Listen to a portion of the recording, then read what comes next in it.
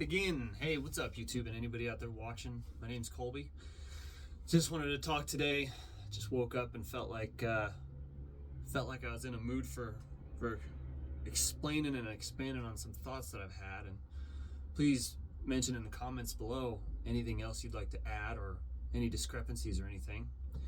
So let's just kick it off. So my thought this morning was, what has got everybody working so much? Sorry, my tea's down here steaming. It's nice and hot.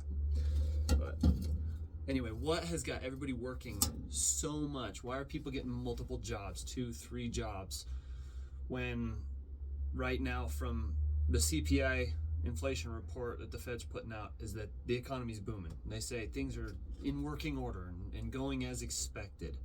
When most people, for instance, the number that I have is that I found 63% of Americans are living paycheck to paycheck. That's 125 million Americans.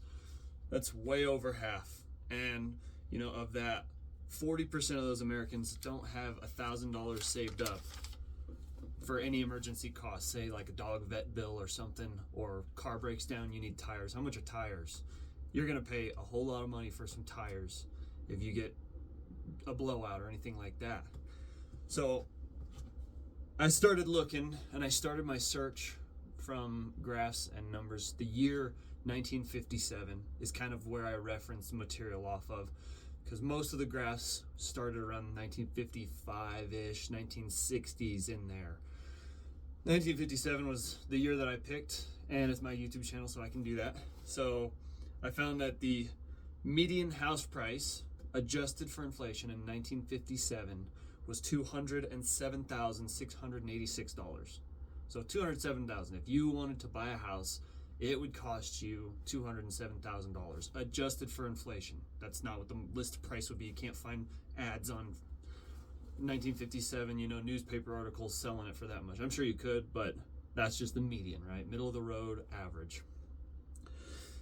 At that time, 1957, the average household income, average household income, meaning if you have wife and husband making income in that household with 2 kids, average household income, $45,620. That's not bad, $45,000 for a $200,000 house. That seems pretty doable, and let's not even get started on the banking interest rates in 1957. But the average household income, or the average median home price today in 2023, date of recording, December 11th, I think, 12th maybe, is $402,000. $402,424. That's the median average house price. So you're gonna go pay $400,000 or get a mortgage, because nobody's got $400,000 cash sitting around to just go blow on a new house. And we'll get into that too. But $402,000, so it almost doubled. But the wage, the average family income in 2023, and I'll put my sources in the description below, is $50,000 a year. That's the average income. So we went from 1957 having $45,620 being your average household income to $50,000 in 2023. Well, now that doesn't seem right. That's like nothing, right? It's like we're making the same exact monetary amount, and these are adjusted for inflation. You'll see in the sources that I list if you care to look. But I feel like most people can just feel it.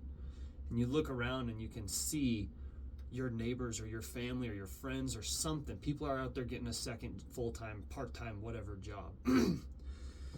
And so the average individual income, in case anybody cares, is for 2023 is higher. It's $69,029. So families are making statistically less, which may be an issue of population. If I can throw in my graphs here on my phone, because that's what I use to record, then I'll throw some graphs in on there and let everybody look at that information.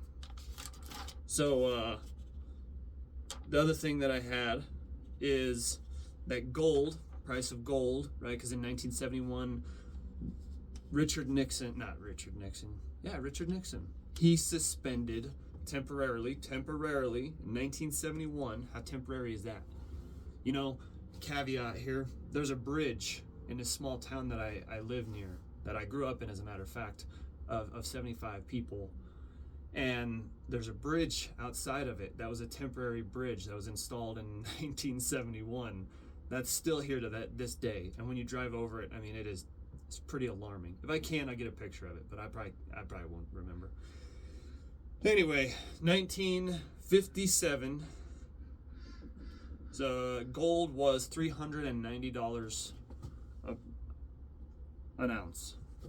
1957, gold is $390. 1971, we get off the Bretton Woods standard, and that was when 1971 gold was $248 an ounce.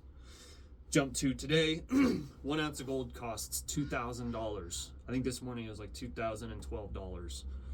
So that is, someone corrected me already once in a YouTube comment, and I'm glad you did, but that is $1971. That means that $1 today would buy you a dime in 1971. And one of the things that Richard Nixon said in his famous speech, where he pulled us off the Bretton Woods standard, was that he said, "I want to clarify any bugaboo about devaluation. When your dollar loses 10%, or is worth 10% of what it would be, in 30 years, 50 years, that seems like devaluation to me. I mean, the numbers to me speak for themselves, but it seems like news media is trying to tell everybody and convince everybody that their eyes are not seeing fact, right? So same with all this other insanity that I won't even touch on right now about biology and other issues. But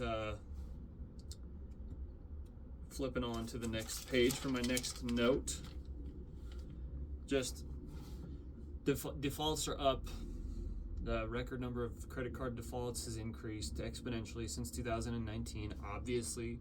Because why? Because there was a patent filed for a certain test kit in May of 2017 that just happened to be needed extremely badly in 2019, and I don't remember what that could be. Maybe you guys all know what I'm talking about. But in 2004, still the record number for filing for bankruptcy. So 1.7 million people had filed for bankruptcy, and that's not corporate bankruptcies. Well, that's all I got for you today, YouTube. Just my thoughts for the day. If you think that the country's doing fine, I am corrected here in saying, I just want to add another little caveat in regards to income. The average income per household is $50,000.